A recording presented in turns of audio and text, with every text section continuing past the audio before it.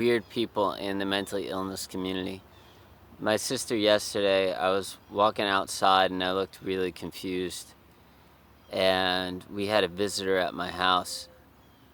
And my sister was like, "What are you doing?" I was like, "I'm looking for a place to pee." And they looked at me like really confused, my sister and my brother-in-law. And I was like, "Yeah, I don't like to pee when people are like new visitors are in the house. I can't pee inside the house.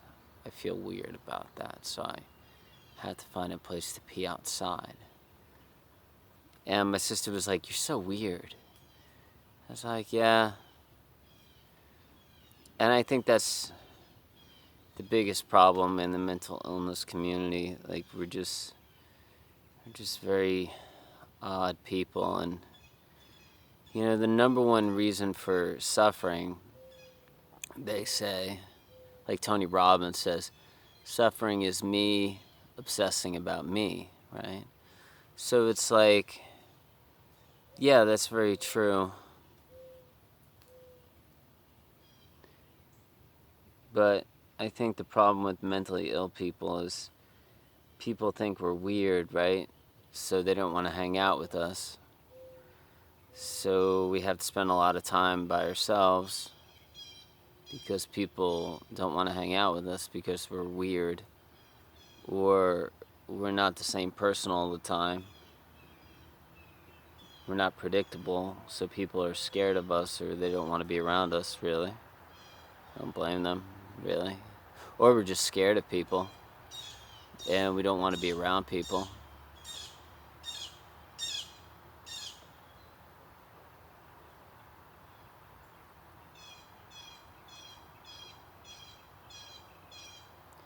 So we have to spend all this time by ourselves.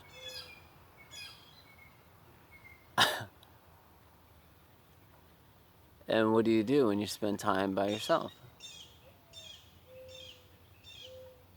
Well, you start to obsess about you. Because you're in isolation because, like, I don't know, you're either scared of people or people don't want to hang out with you. So you just spend a lot of time by yourself. And then to entertain yourself, you might dabble in caffeine or drugs or alcohol or things like that.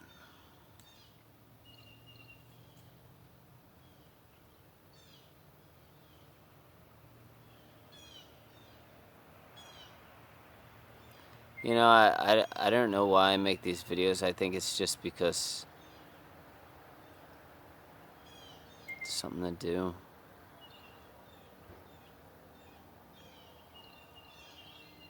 And maybe I help people, but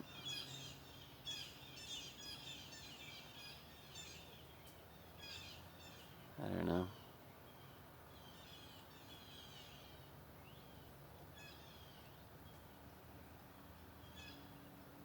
The only way to help people is if people relate to you. Yesterday I was very agoraphobic. I couldn't be around people.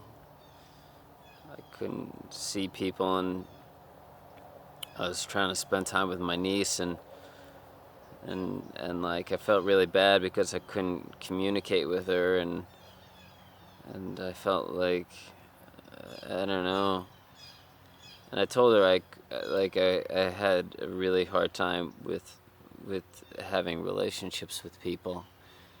And she was like, relationships with like females or just in general? I'm like, with everybody. I feel like I get around people and I have a window frame of like 2 to 5 minutes, and then I feel like they either get bored of me or they don't want me around, or it's just time for me to go. So I just leave. I never spend time with people, you know, because I'm like, what are the chances of this person wanting me around?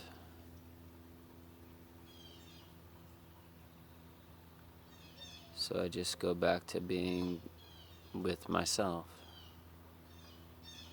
by myself.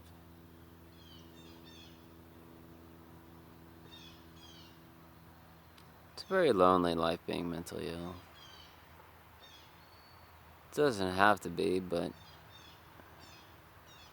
I think a lot of us probably feel safer on our own, or more comfortable on our own. A lot of us have been rejected so many times that, like, we just feel like people are just gonna reject us again, so might as well just go off on our own, you know, be by ourselves again. That way we won't have to feel that rejection again, or we won't have to feel bad. You know, I was watching my videos last night. I never watch my videos. And I just started watching, like, you know, the first 15 seconds, 20 seconds of them. And I didn't like any of them. And I was like, you just sound like a whiny 13-year-old in some of these. Or you sound like a 7-year-old that wants attention or something like that. And I'm like, and I feel like maybe that's what we are, you know, like maybe that's what the mental illness community is, you know, it's just like we just kind of maybe whine all the time. Like I am in this video, and it's like maybe that's why people don't like us, or they don't really have empathy. You know, because they're like, just, Jesus, man, just get over it. You know, like, just get over it. In my book, Above and Below, I talk about how, like, people just tell you to get over it when you're depressed. And they're just like, man, you know, just get over it. Just get over it. And I talk about in my book how that's, like, the worst thing you could say to somebody that's suicidally depressed is to just get over it. And tough love doesn't really work. But when people tell you to just get over it, it's very difficult to deal with because I don't think we're really in control. Like, today my mind's not working. You know, I'm very depressed and I don't know how to get out of it. And a lot of it has to do with the fact that I ate like a half a gallon of ice cream last night. Chocolate peanut butter ice cream. Because I'm on a binge eating month.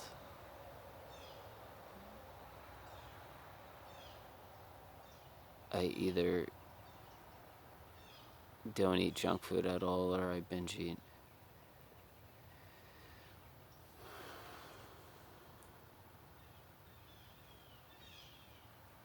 So I have a lot of sugar in my body, and sugar causes depression, so I don't know what to do about that, and I don't really know how to stop either.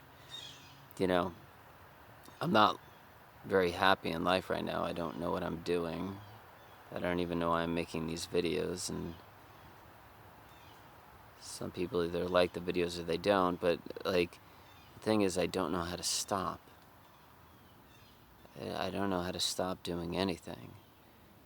Like, yesterday I was talking to my friend, and I told her that I hadn't showered since January 9th, and it was March 3rd. I'm like, I haven't showered in 54 days. And I'm like, and the reason for it is, like, I just don't know how to. I don't know how to incorporate showering into my day. Like, how do I do that? Like, how do I shower? I don't know. Like, how do I stop making these videos? Like, I don't know. Like, I don't even like most of them. Like, when I looked at the videos yesterday and I watched some of them, I didn't even like them. And I'm like, God, you sound like such a piece of shit, whiny bastard. Like, how does anybody like these videos? Like, your book's cool, but, like, your videos, like, some of them are good, but, like, what are you doing? And I think a lot of people in the mental illness community, we don't have an answer to that. It's like, why are we living? Why do we continue? What are we doing? How do we stop? I don't know. Like, it's confusing.